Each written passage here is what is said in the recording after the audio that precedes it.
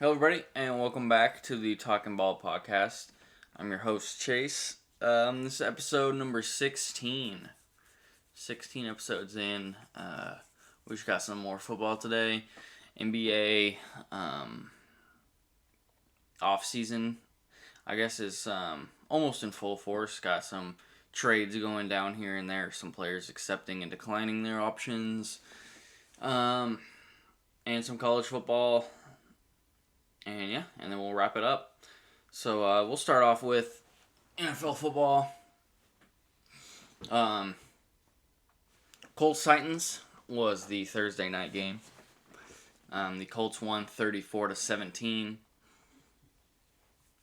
The Colts improved to 6-3, and they had one sack on Tannehill from Autry. Phillip Rivers, 29 for 39 completion, 308 yards, and a touchdown. Jacoby Brissett also came in the game for a couple plays, but he had one carry for 2 yards and a touchdown. So he had a little quarterback power carry in for Phillip Rivers. Nyheim Hines had 12 carries, 70 yards, and a touchdown. He also had 5 catches, 45 yards, and Rivers touchdown. And then Michael Pittman Jr., 7 catches, 101 yards. Sorry.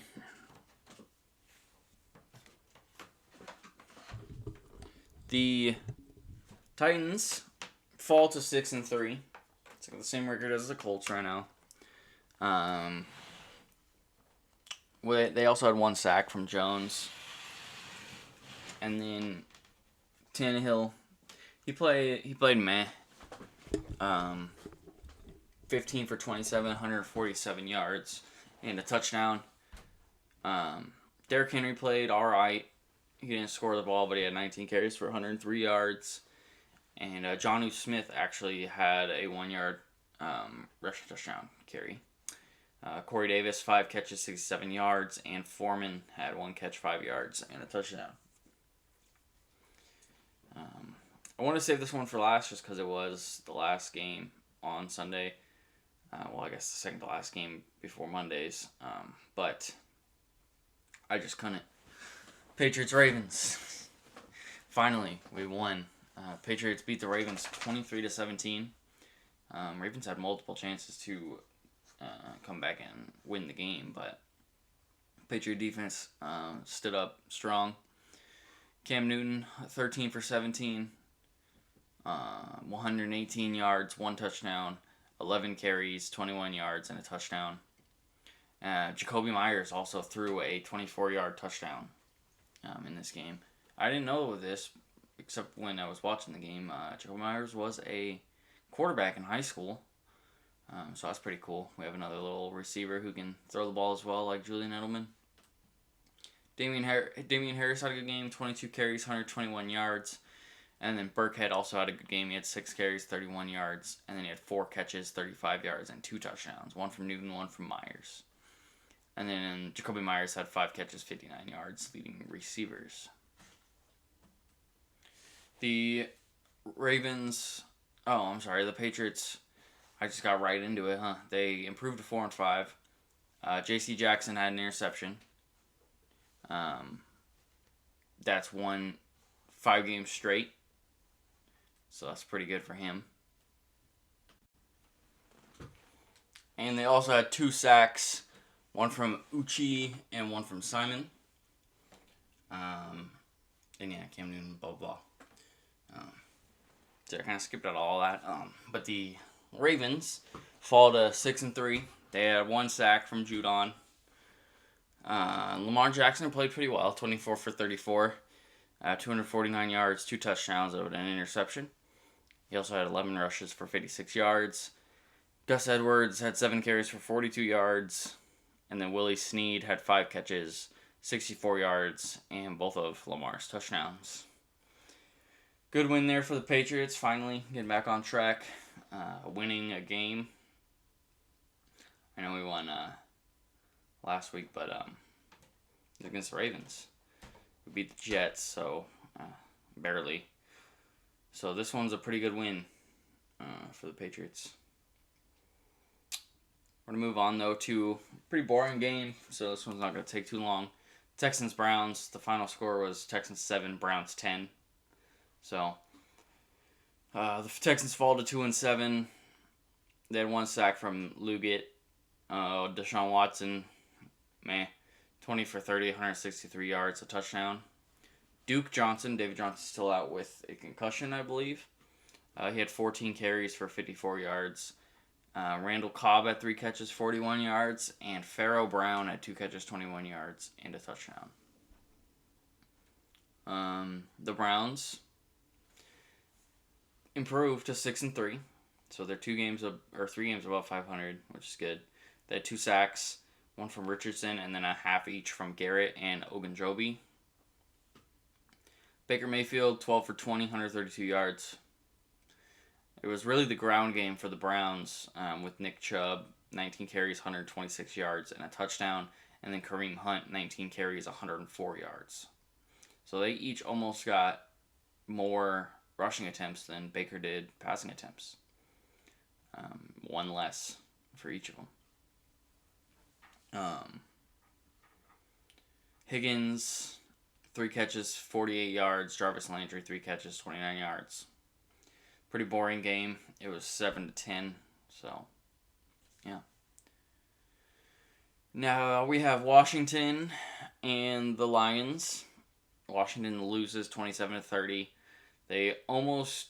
the Lions blew a 24-3 lead to get the game tied up to 27-27, and then Matt Prater hit a 59-yard field goal to win as time expired.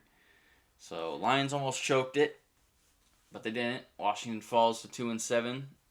They had 1 sack from Curl, as well as Chase Young got a roughing the passer pretty late hit on the quarterback to put them in field goal range. So if that didn't happen, might have went to overtime. But that's all right. Alex Smith in his first official start back since his gruesome injury, 278 days or something like that. Or no, 728 days. Something like that. He played well, 38 for 55, 390 yards. No touchdowns, no interceptions, just a bunch of yards. Antonio Gibson, 13 carries, 45 yards, 2 touchdowns, and then J.D. McKissick, 8 carries, 6 yards, 1 touchdown. Terry McLaurin, 7 catches, 95 yards, and Logan Thomas, 4 catches, 66 yards. It's a pretty heavy ground game for scoring, at least, for the Washington football team. For the Lions, they improved to 4-5. They had 1 fumble recovery from Collins and 2 sacks, 1 from Griffin and 1 from Akwara. Matt Stafford played pretty well, 24 for 33, 276 yards, and 3 touchdowns. DeAndre Swift, 16 carries, 81 yards, 5 catches, 68 yards, and a touchdown. Marvin Jones had 8 catches, 96 yards, and a touchdown, and then Hall had 2 catches, 61 yards, and a touchdown. Good game for the Lions, beating the Washington football team by 3, almost losing, needing a 59-yard field goal to win. It's crazy. The Jaguars gave the Packers a run for their money, a little bit at least. The Jaguars lose, though, 20-24. The Jaguars fall to 1-8. They had a fumble recovery from Myles Jack, an interception from Jones, a sack from Hamilton, and then Keelan Cole had a punt return for a touchdown. Jake Luton, 18 for 35, 169 yards, 1 touchdown, 1 interception. I almost said Allen Robinson. James Robinson, 23 carries, 109 yards. Still probably leading rookies in rushing. TJ Chark, 4 catches, 56 yards. And Keelan Cole, 5 catches, 47 yards, and a touchdown. Jaguars are bad. You know, they have a good defense. I don't know. They're losing games real close. At least most of the time. So, And you're not having your quarterback is tough. So the Packers improved to 7-2. They had one interception from Amos and 3 sacks, one from Preston Smith, one from Zendarius Smith, and then one from Rashawn Gary. Aaron Rodgers played pretty good. 24 for 34, 325 yards, 2 touchdowns, and he had an interception. And he had 3 carries for 4 yards and a touchdown. Aaron Jones, 13 carries, 46 yards. Valdez-Scantling, 4 catches, 149 yards, and a touchdown. And then Devontae Adams, 8 catches, 66 yards, and a touchdown. Packers are looking good. I don't like Aaron Rodgers, but he's playing well. I saw him in a couple people's MVP talks. If Russ can get back on the train, then he should be able to secure it after his first half of the season play. I think Big Ben has a say in it. His team's 9-0. He hasn't lost. That's a pretty valuable player to me if you haven't lost a game. I could also see Patrick Mahomes winning it. I've seen Tom Brady up there on people's predictions. So who knows? We'll have to see. Eagles-Giants. The Eagles lose to the Giants. Yep, Eagles lost to the Giants. 17-27. The Eagles are 3-5-1. They had 3 sacks, one from Barnett, one from Cox, and then half from Hargrave and Curry. Carson Wentz, although he didn't cough the ball up or turn over the ball much, he still didn't score. He was 21 for 37, 208 yards. It was a rushing attack for the Eagles that scored for them. Excuse me. Miles Sanders had 15 carries for 85 yards. Boston Scott had 3 carries for 63 yards and a touchdown. And then Clement had 5 yards and a touchdown. And then Richard Rodgers had 4 catches, 60 yards to lead receivers. Giants improved to 3-7. They had 3 sacks, half from Peppers and Harris, and then 1 from Lawrence and a team sack. Daniel Jones played well. 21 for 28, 244 yards, 9 carries, 64 yards, and a touchdown. Wayne Gallman, 18 carries, 53 yards, and 2 touchdowns. And then Darius Slayton had 5 catches, 93 yards to lead receivers. Giants, I never thought the Giants were a terrible team. I almost said Aaron Jones. Man, I'm getting my names mixed up today. I like Daniel Jones. I don't think he's a bad quarterback. I don't think he deserves any hate. If he is getting any, he doesn't have weapons. His offensive line sucks. His defense sucks. Even with guys like Darius Slayton, Sterling Shepard, Golden Tate, you see the numbers he puts up. He has a little bit of an issue turning the ball over a little bit. He tends to make some uneducated throws, some bad decisions every now and again. But if he can get that in check, he's a second-year guy, I think. If he can get that down and turn the ball over less, he's fast. He gets done on the ground. They run him in read options. That's what he scored off of, was a read option.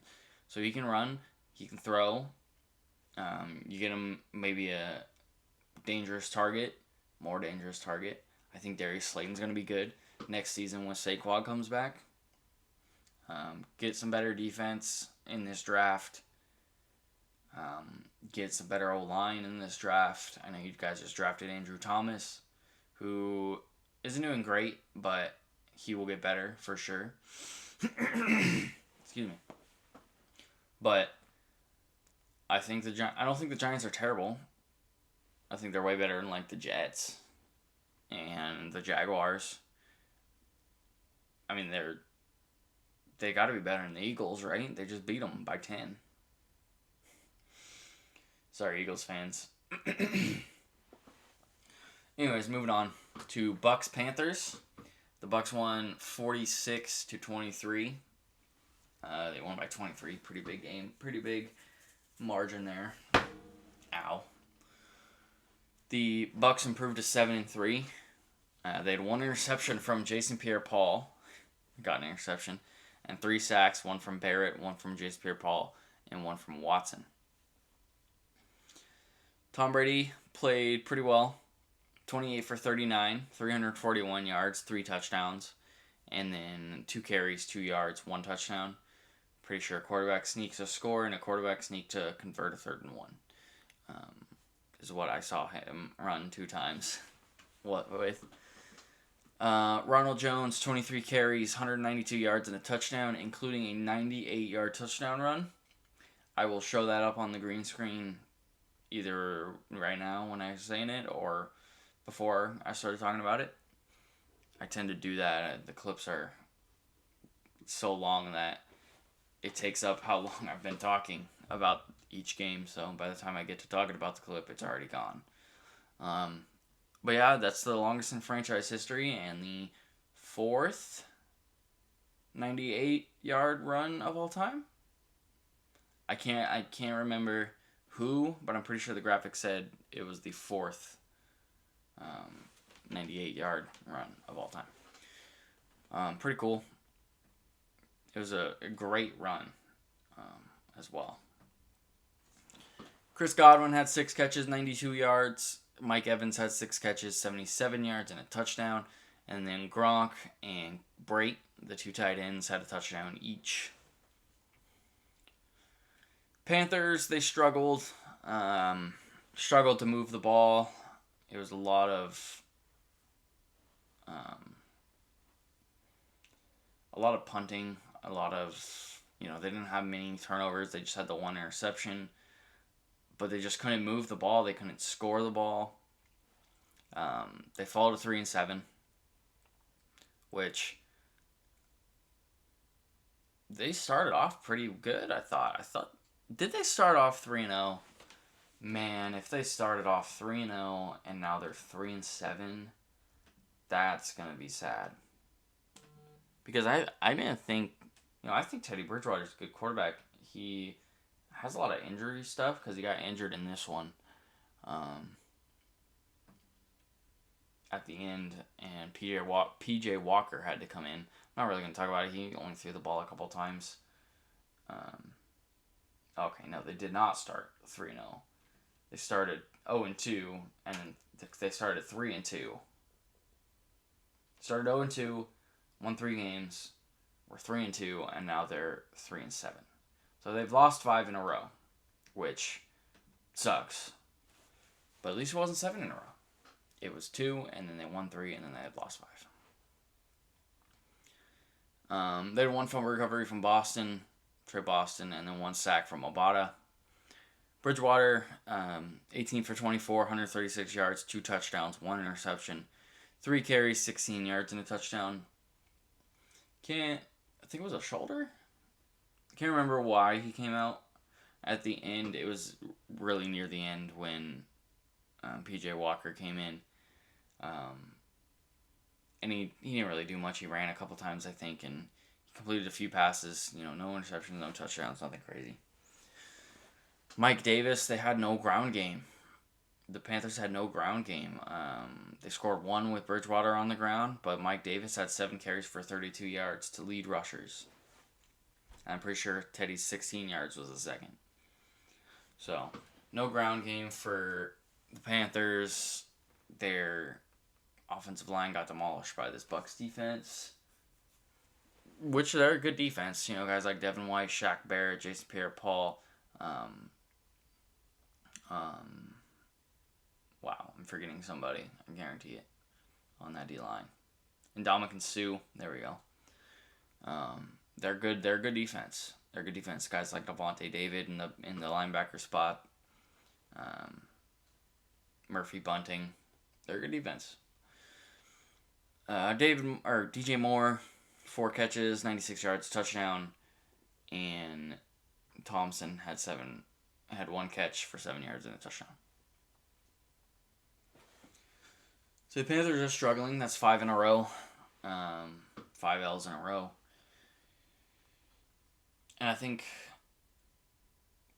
I just don't know. I don't know. They need McCaffrey back. And they need Teddy to be confident in himself and be healthy. You know, I think he might. I don't watch too much Panthers football. I watched this one, at least most of it, because it was on TV, on the TV I could watch. And I didn't really notice, but he seems to play scared sometimes. And I get it, dudes this season have taken his head off after he slid. So playing scared is not a bad thing for him. You know, I don't want to see him get hurt again like he did. You know, he's just coming back in his starting spot, his chance. But he can't play scared. If he plays scared, he's not gonna produce. You know, you can't produce while playing scared. It's hard to do. But yeah, we're gonna move on from that one. Go to Broncos Raiders.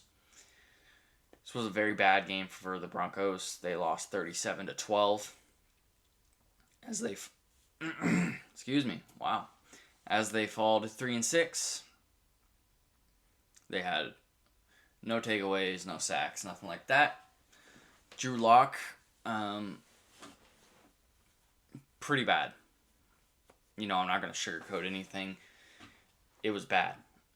23 for 47. That's less than 50% completion. That's bad. 257 yards isn't terrible. 1 touchdown isn't the worst. Could have 0, but he did throw 4 interceptions. Count them. 4 interceptions to the Raiders. I didn't watch this game. I don't know how he threw 4 interceptions, but he did. You know, I like Drew Lock. I think he is a good quarterback. I just think he needs to be better. I don't know. You can say that about everybody, but 4 interceptions that's not acceptable for. If I was a Broncos fan, that's not acceptable. I don't know why he threw 4 interceptions. I don't know if he just was missing coverages or reading routes wrong or getting the play call wrong or just making bad decisions. Anything like that, he needs to fix it, or this team's going to be in trouble. Because if you throw 4 interceptions, you're not helping yourself out. You know, I don't know if there's a team ever that's thrown 4 interceptions and won. I mean, probably, but that's a lot. Melvin Gordon, 11 carries, 46 yards. Jerry Jeudy, 4 catches, 68 yards. And Hamilton, 4 catches, 33 yards, and the lone touchdown for the Broncos. The Raiders improved to 6-3. They had 1 fumble recovery from Lawson and the 4 interceptions. Heath had 2 of them. 1 from Nassib and 1 from Kwiatkowski. Derek Carr, he played 16 for 25, 154 yards. No touchdowns, no interceptions, nothing like that. It was the ground game for the Raiders in this one. Josh Jacobs, 21 carries, 112 yards, 2 touchdowns. And then Devontae Booker, 16 carries, 81 yards, 2 touchdowns. So pretty aggressive ground game from the Raiders. And I mean, hey, that's what they need to do. You know, when they were winning back in the day, they had guys like Marcus Allen and Bo Jackson. That's the ground game. You get the ground game going, reestablish the Raiders' ground game, and you got guys that can do it, like Jacobs. Darren Waller, 3 catches, 37 yards. Henry Ruggs, 3 catches, 31 yards. Not a lot of crazy stats for receiving or the quarterback position. It was a run majority game for the Raiders, and I think the Raiders are going to be really good. Really good. You know, you got your top guys are young. Probably 25 and under, I'd say, at least. I'd say Carr is probably the oldest out of the bunch. Well, Carr is the oldest out of the bunch. I don't know how old he is. But, you got Carr, who's decently young. Jacobs is obviously a second-year guy. Waller, second-year guy. Ruggs, rookie. You got a lot of your top guys are young. And that's good for teams. Especially if they're winning. If you can win a game with your young core, that's even more promising. Because if they can win when they're young, they're going to be able to get it done when they're older. All right, though, moving on to a couple more young teams. The Chargers-Dolphins. Chargers fall 21-29 to the Dolphins. The Chargers are 2-7 now. They started off 1-0. Herbert had a rough go. Lost 5 starts in a row.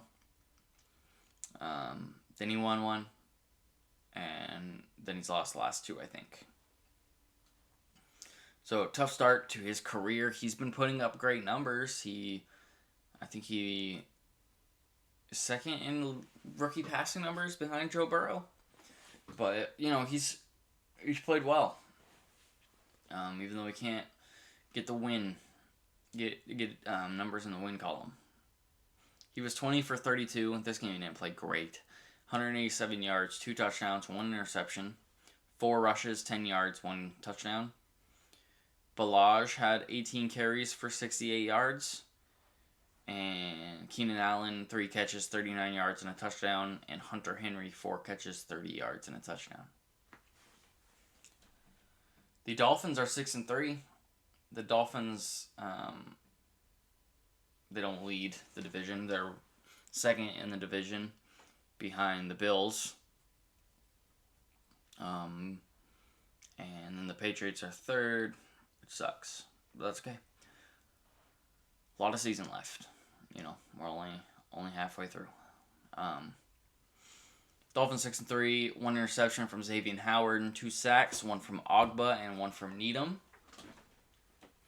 Tua played well, 15 for 25, 169 yards, 2 touchdowns. Ahmed had 21 carries for 85 yards and a touchdown. Jakeem Grant had 4 catches, 43 yards, 1 touchdown, and Smythe had 9 yards and a touchdown. For the Dolphins, pretty good game for the Dolphins. Both young team, rookie quarterbacks from each side, pretty young running backs, and a young receiver core. Decent defenses from both teams. But yeah, I think we're seeing a lot of more young. I think teams are kind of pushing the reset and trying to not really reset, but more formulate their guys for the future. You're getting your younger guys more playing time than they would have 4 or 5 years ago. I think nowadays guys can come into the NFL and be great. Guys like Tua and Herbert and Joe Burrow, guys like James Robinson who's killing it, Chase Claypool, DK Metcalf, all these receivers, Jerry Jeudy, Henry Ruggs, Justin Jefferson, all these guys. I think there's a lot more guys that can come into the league now and just dominate straight out of college as their rookie season. Guys did it last year. Lamar Jackson. Kyler Murray. Josh Jacobs. Guys like that. And then even the year before, Lamar Jackson. So, guys nowadays are coming in and dominating the league, which is great to see. I love seeing the young guys because they can come in and then they're going to be in the league in 10 years. You're gonna see them blossom as a NFL player. We're gonna move on to Bills Cardinals. This was a thriller. Bills thought they had the game winner. Game 1. With I don't know exactly how much time was left when Diggs caught that touchdown, but however much time it was too much for Kyler Murray. The Bills are 7-3. They lead their division. They had one fumble recovery from Jackson and one interception from Jordan Poyer. Always love to see Jordan Poyer on the stat sheet. You know, Astoria alumni. Played against his high school, not him in high school, but played against his high school in high school. I watched him play against my school in high school when I was like in 7th grade or something. He played quarterback and he demolished us. He actually commented on a Instagram post I made for him when he got hurt one year. So hey, if Jordan, if you ever see this, that'd be sweet. But shout out Jordan Poyer, one of my favorite players, just because where he's from, and he's a great player. I think he's turned into a very, very good player. I haven't seen him much before he came to the Bills, but when he came to the Bills, he was a whole new player, and now he's one of the better safeties in the league. Josh Allen, 32 for 49, 284 yards, 2 touchdowns. He did turn the ball over twice, and he had 1 catch for a touchdown from Isaiah McKenzie for 12 yards. He was 1 for 1, 12 yards, and a passing touchdown. Moss had 7 carries for 20 yards. Not much run game. Cole Beasley, 11 catches, 109 yards, and a touchdown. Diggs, 10 catches, 93 yards, and a touchdown. Excuse me. The Cardinals improved to 6-3. After this one, they had the 2 interceptions, one from Pat Pete and one from Dre Kirkpatrick. Kyler Murray played all right. He played pretty well. 22 for 32, 245 yards, 1 touchdown, 1 interception. But then he had 11 carries, 61 yards, and 2 rushing touchdowns. Kenyon Drake, pretty good, 16 carries, 100 yards. And then DeAndre Hopkins, 7 catches, 127 yards. And the game-winning 55-yard Hail Mary with time expiring with 3 Bills defenders on him. Probably including Tre'Davious White was in there. And Jordan Poyer might have been in there. I will show that clip. Obviously, it's one of the best catches ever. So yeah, I'll show that. It'll also be, I couldn't resist putting the picture as the background too. So it'll be the background picture. You'll see the clip, and then it'll probably go back to the background picture. It was an insane catch, incredible. I also want to give props to Kyler Murray. Insane evasion of the rush. He got away from 2 or 3 dudes, somehow slung the ball 50-plus yards off balance, didn't even set his feet, slung that thing perfectly into DeAndre Hopkins' hands. And hey, who better? DeAndre Hopkins. I think he's the second best wide receiver in the league. Let me think. I think Julio Jones, DeAndre Hopkins, Devontae Adams. And then I'd really have to think. I'd really have to go into like the receiving lists and whatnot. But that's my top 3 for sure. Julio, Hopkins, Devontae Adams. I feel bad for Julio. He did make it to 1 Super Bowl. We know how that went. And then ever since, Matt Ryan's just not been the same, and the Falcons have just not been the same. So I feel bad for him. I think, Julio is definitely one of the best ever, and I think he's the best in the league today. He's just insane. He's a specimen. He's 6'4", 6'5", can jump higher than anybody, is stronger than most. I've seen him rip the ball out of corners' hands and just manhandle people. You put Julio Jones on the Cardinals. I think he makes that catch too. You make that same play, you just replace you replace Hopkins with Julio. I think the same thing happens. But both amazing receivers, and Devontae Adams is just on another level right now. I don't understand. He's going crazy. Moving on, though, to Seahawks-Rams. A rough one here for Seahawks fans, including my father. I watched most of this. They were actually winning when I had to leave for work. So coming back and seeing them have the loss kind of sucks. They lost 16-23.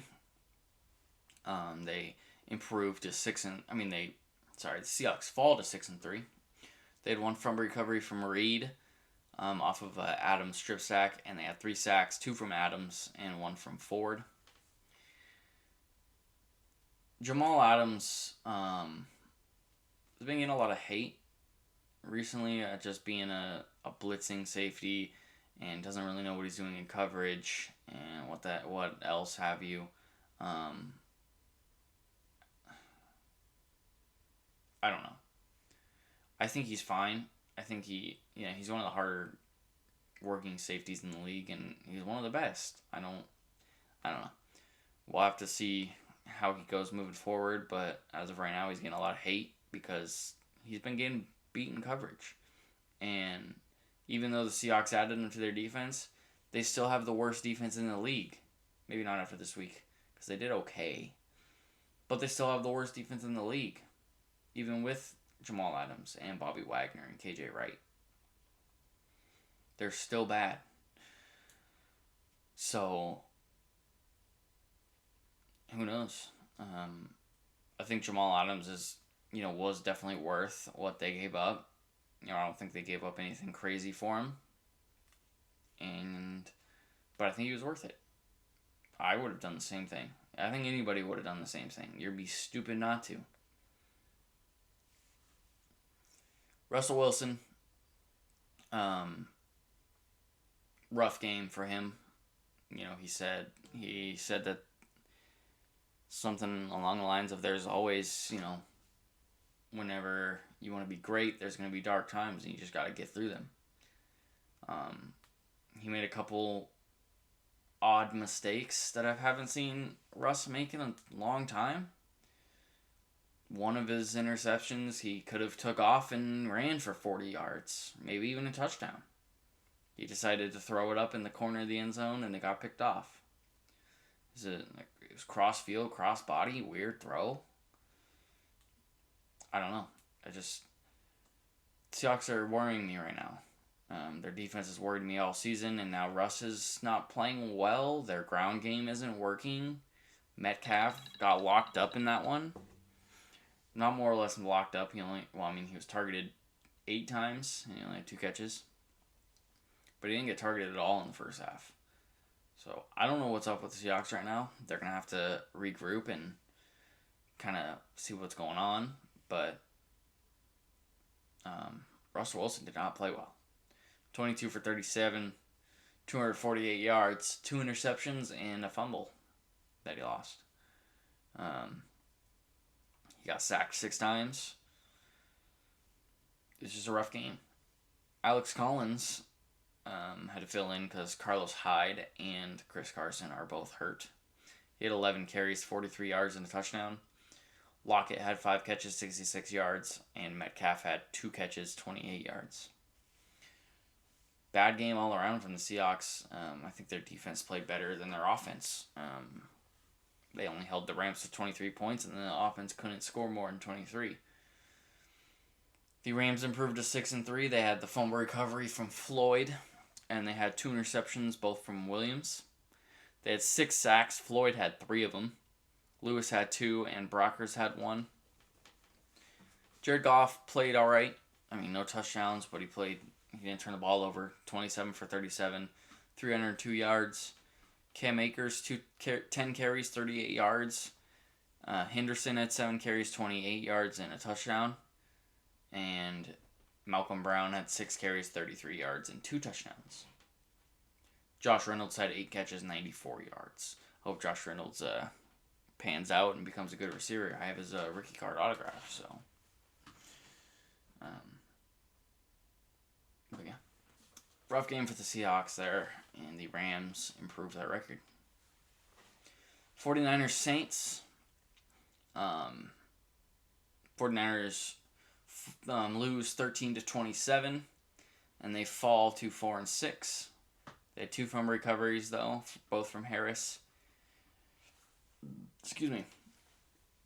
And they had 3 sacks, 1 from Hyder, 1.5 from Kinlaw, and a half from Willis. Excuse me. God, do I have the hiccups now? That would be terrible. Hate the hiccups. Jerick McKinnon, 18 carries, 33 yards. Brandon Ayuk, I forgot Nick Mullins. 24 for 38, 247 yards, a touchdown, and 2 interceptions. Brandon Ayuk, 7 catches, 75 yards, and a touchdown. The Saints improved to 7-2. They had 2 fumble recoveries, 1 from Gray, and a team fumble recovery, apparently. 2 interceptions, 1 from Jenkins, 1 from Robinson, and 2 sacks, 1 from Davis and 1 from C.J. Gardner-Johnson. Drew Brees, 8 for 13, 76 yards and a touchdown, along with some bad news. I don't know how long he's going to be out, but he had multiple broken ribs on both sides, and his right lung collapsed. Seemed to be on a hit. That was called roughing the passer. Forget who it was on, but seemed to be from that. He played the rest of the game, or he played a few more snaps, I think, and then he got off the field, which is crazy. Collapsed lung, broken ribs. His rib literally punctured his lung, made it collapse. That's insane. But yeah, so his timetable, I'm not sure of right now. I guarantee it's at least a few weeks. He's going to have to recover for sure. He just had surgery on his lung. Latavius Murray, 9 carries, 57 yards. Alvin Kamara, 8 carries, 15 yards, 2 touchdowns. He also had 7 catches for 83 yards and a touchdown. Michael Thomas, 2 catches for 27 yards. Yeah, and that's the best receiver in the league. 2 catches, 27 yards. My butt. Bengals Steelers. Steelers dismantle the Bengals 36-10. The Bengals fall to 2-6-1. Joe Burrow, 21 for 40, 213 yards and a touchdown. Not the worst game ever. P. Ryan, 7 carries, 48 yards. And then T. Higgins, 7 catches, 115 yards, and a touchdown. The Steelers improved to 9-0. Improved to 9-0. And, you're saying, the worst 9-0 team in the league in history. Who cares, bro? They're 9-0. They haven't lost.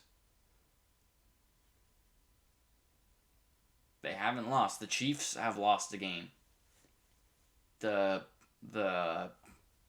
Seahawks have lost 3. The Packers have lost 2. All these teams, just defending Super Bowl champs have lost. The Chiefs, obviously. So, no, this has nothing to do about the worst 9-0 team. They're 9-0. Let them be 9-0. Right now, they're the best team in football. And I like this team. I like the Steelers. They're good. 2 fumble recoveries, 1 from Nelson and 1 from Snell. I don't know what it was on. I don't know how. But Benny Snell got like an actual fumble recovery. Not like a fumble recovery from them fumbling.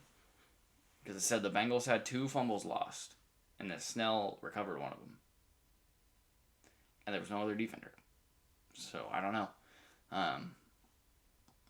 But yeah, 4 sacks, 1 from Spillane, 1 from Dupree, and 2 from TJ Watt.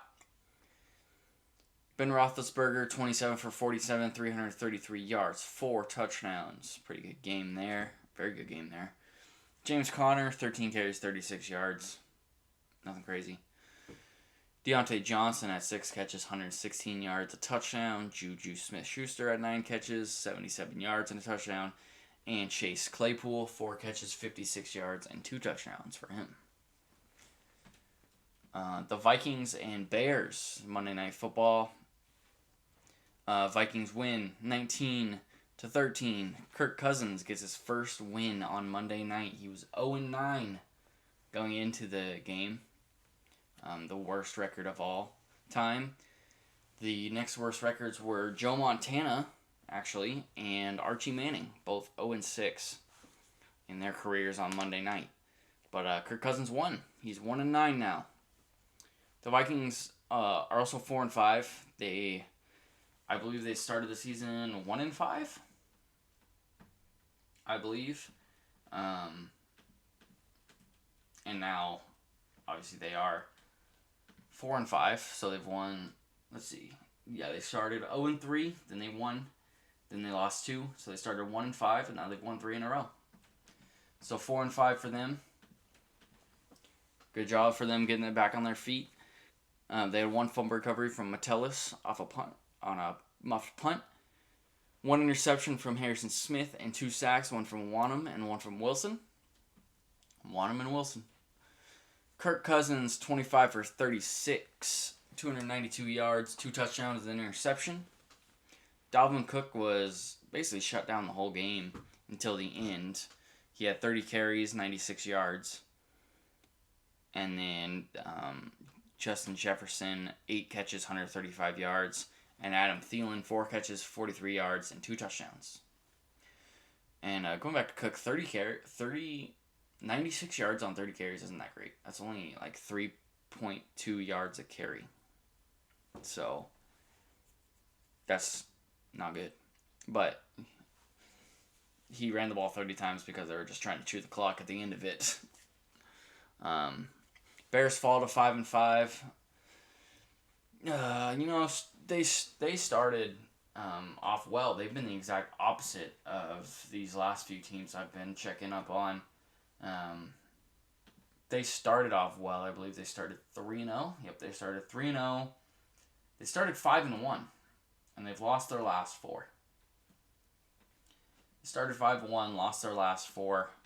So rough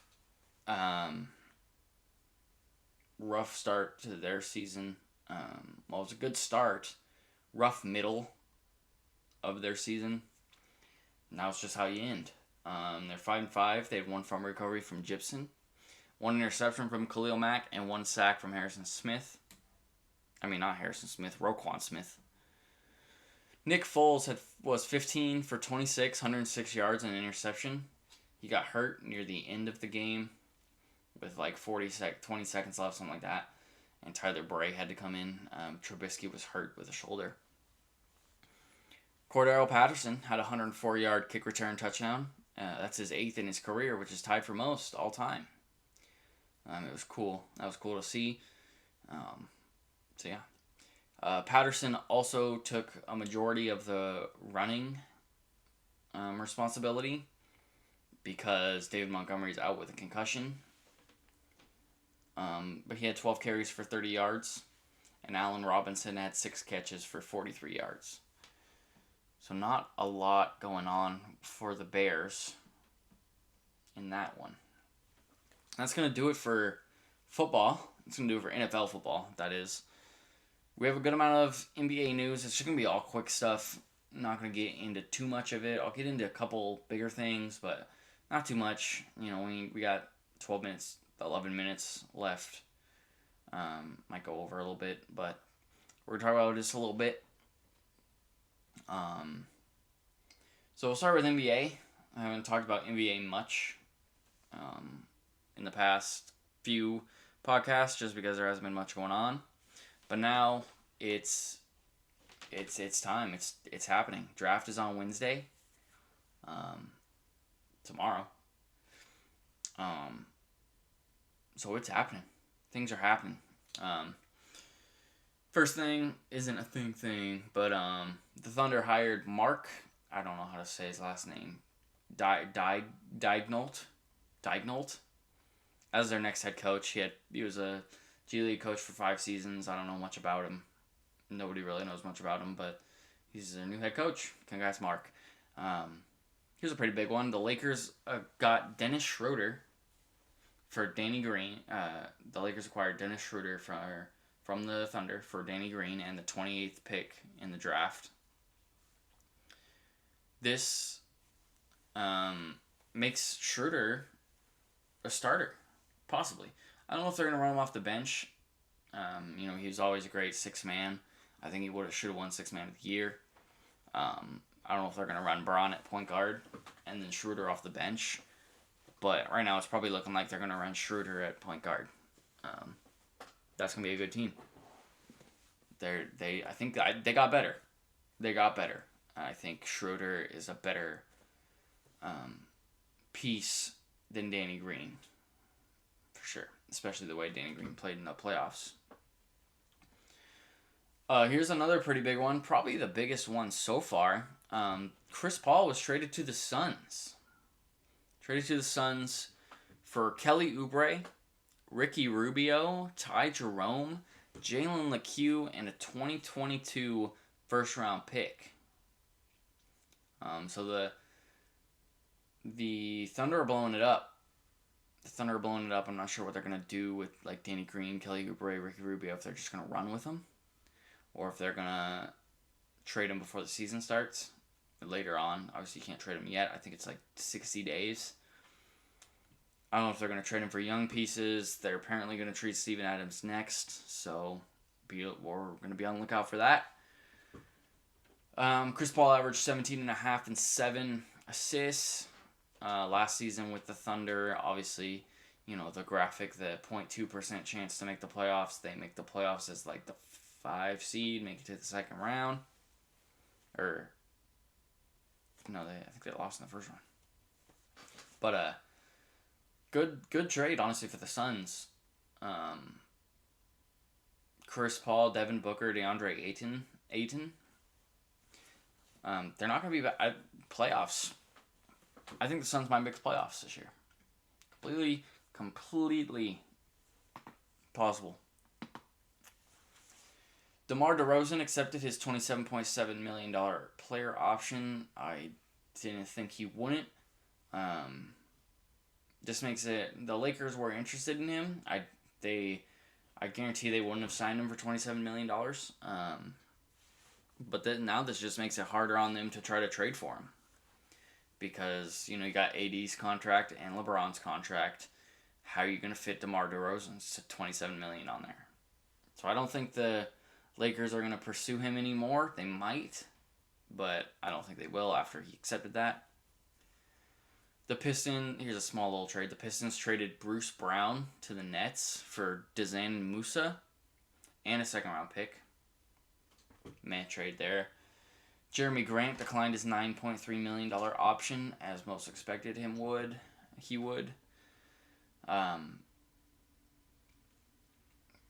believes he can make some money, and I believe he can too. I think he can demand around probably $14 to $16 million for sure. He's a great defender, very skilled power forward on the offensive end, and he's young, and he's going to be a good player. Nick Batum accepts his $27 million option. Who wouldn't want to make $27 million to sit on the bench? Shoot, I would. I'll do it for $1 million. I'll be that guy. Hornets, you guys need a roster spot? I got you. I'll play as many minutes as Batum does, and probably produce as much as he does. I'll probably produce as much as Batum does. For way less. I'll do it for the minimum. What is that like? It's like $440K or something. Come on, man, I'll do it. Otto Porter Jr. accepted his $28 million option with the Bulls. Poor Bulls. Robin Lopez declined his $5 million option with the Bucks. Not sure what he's looking at. If he's looking to retire, if he's looking to go to a different team, if he's looking just for more money. I don't know if Robin Lopez is going to command more than $5 million. So, we'll see. Evan Fournier accepted his $17 million option. Pretty good for him. I don't think he would demand much more than that, if that at all. But he's a good player. He's a good, great 3-point shooter, can score. Good player. James Harden declined a 2-year, $103 million extension.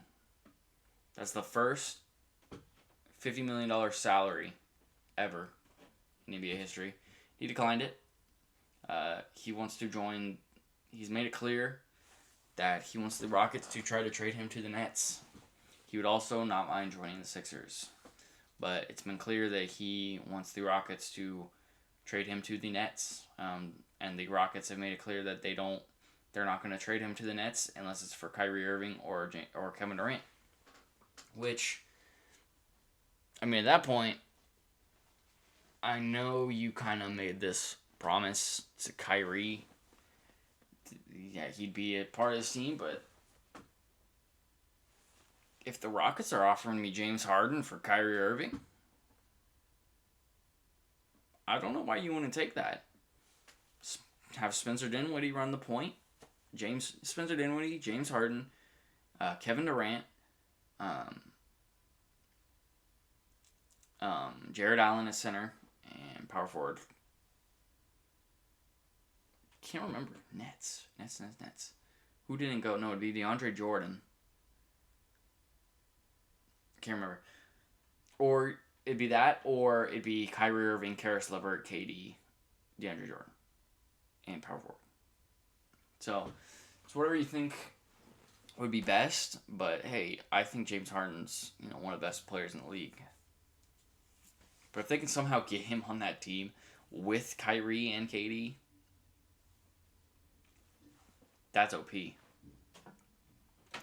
The Bucks got Drew Holiday from the Pelicans, and I love Drew Holiday. I think he's great, but they got finessed. The Bucks got finessed. They gave up Eric Bledsoe and George Hill.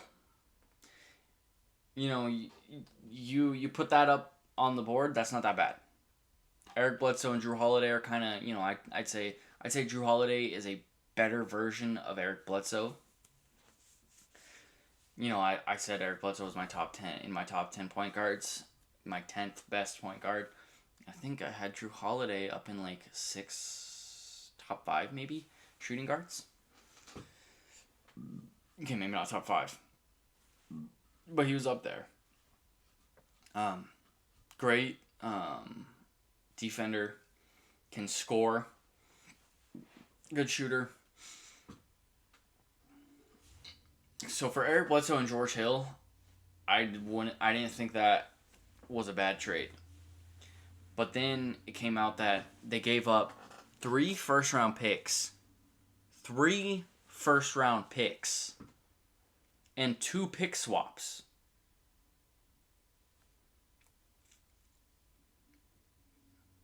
With the Bucks. The Bucks got finessed. 100%. 3 first-round picks for a 30-year-old Drew Holiday? Are you crazy? Friggin' Chris Paul didn't even get 3 first-round picks. Dennis Schroeder didn't even get 3 first-round picks. You can get 2. You got 1. James Harden probably won't even get 3 first-round picks. He might get 1 or 2. 3 first-round picks for Drew Holiday. They went all in. The Bucks want to win. They obviously said, hey, these 3 first-round picks aren't going to mean anything to us. So, in turn, they're not going to mean anything to you. Because we want to win. We're going to win as much as we can. So, yeah, that's crazy. Crazy. The Trailblazers acquired Robert Covington for Trevor Ariza, the 16th pick, and a 2021 first-round pick. Even Robert... Dude, what are we doing? Robert Covington for 2 first-round picks and Trevor Ariza. The 16th pick. You could do some damage with the 16th pick. Now the Rockets have it. It's I don't know what sometimes some teams are doing. Robert Covington is a great 3-and-D player. Don't get me wrong. You know, he had some games for the Rockets where he had 18, 16, 20-point games. Hit 4 or 5 threes sometimes. Great defender. But, man, 2 first-round picks? Including an almost lottery pick? Come on, man. The Bucks also acquired Bogdan Bogdanovic, however you want to say it, from the Kings. They gave up Dante DiVincenzo, Ersan Ilyasova, and DJ Wilson. And 8 first-round picks. I'm kidding. I mean, that's a great pickup. I don't think they really gave up too much. DiVincenzo didn't really play too much. DJ Wilson never played too much. And Ersan, I think Ersan got a good amount of playing time. But for Bogdan, yeah, for sure. So our starting lineup right now for the Bucks is going to be Drew Holiday, Bogdanovic, Chris Middleton, Giannis, Brook Lopez. Their bench is going to be poo. Really bad, but it's okay. You know, because they had guys like DiVincenzo, Ilyasova, Wilson, George Hill all off the bench. Now they got none of them. And they traded all of them for 2 starters. Wesley Matthews is a free agent who I think he said he's going to test free agency. So they might lose him. He's interested in the Lakers. Who's not? Who isn't? So, yeah. The Bengals claimed Takarius McKinley off of waivers after it was 2 days after the Falcons waived him. Or maybe like a day after the Falcons waived him. Good pickup there for the Bengals, who just got rid of Carlos Dunlap, who won it out. So that's good. Phillip Rivers passed Dan Marino on the all-time passing yards list. He moves to 5th place. Good for him. Good job. The Packers signed David Bakhtiari, their guard, to a 4-year, $96 million contract. He got the mega extension.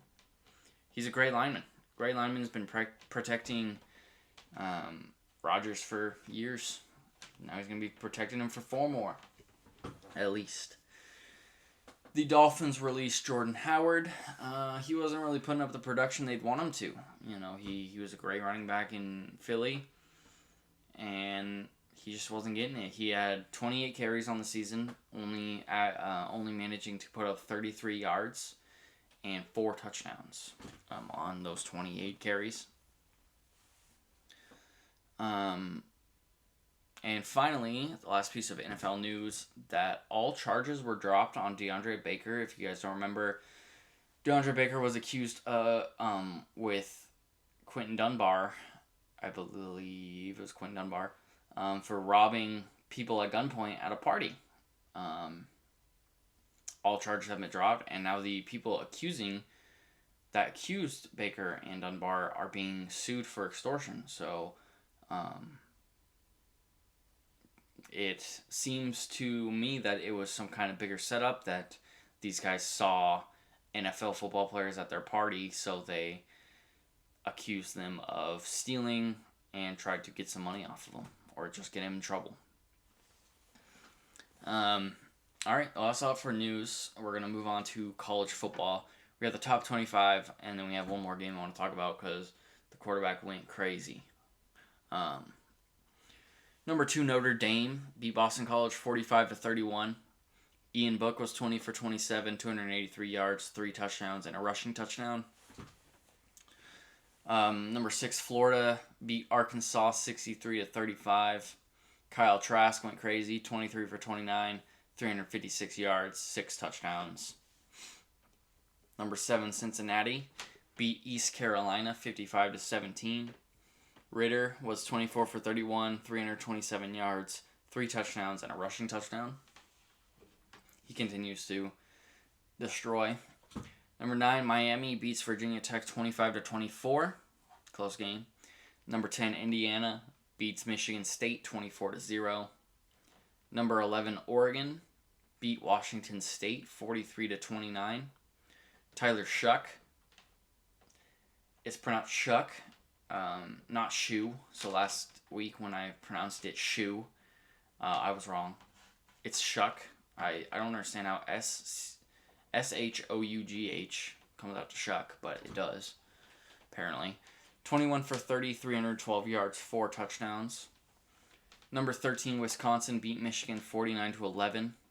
Wisconsin had 5 rushing touchdowns total.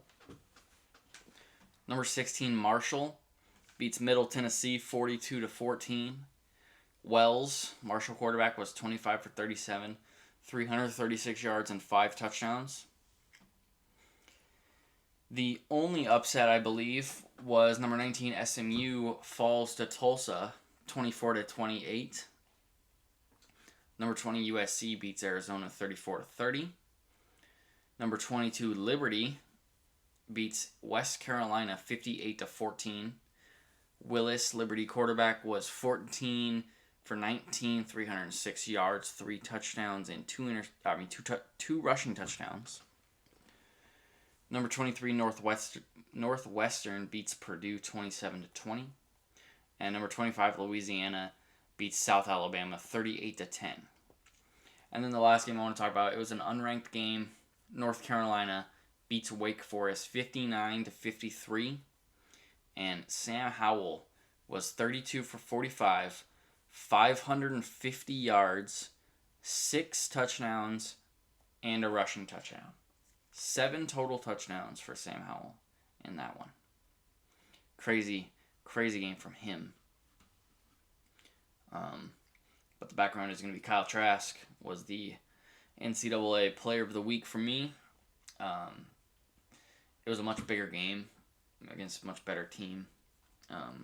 Wake Forest and North Carolina. So, I'm going to give it to Kyle Trask. That's who I'm going to put as the background for the college football, is who I thought was the Player of the Week. So it will be Kyle Trask this week. But that's all I got for this week. That was everything for the podcast. We've been going for a bit. It was a good one. Pretty good week of football all around. We're going to have a couple clips in here of just some crazy plays, which is always nice to have. So yeah, just remember to like and subscribe. Keep listening on Spotify, Apple Podcasts, YouTube, everything. Follow my Instagram. Link's always in the description for that. And yeah, everybody have a good one. Peace out.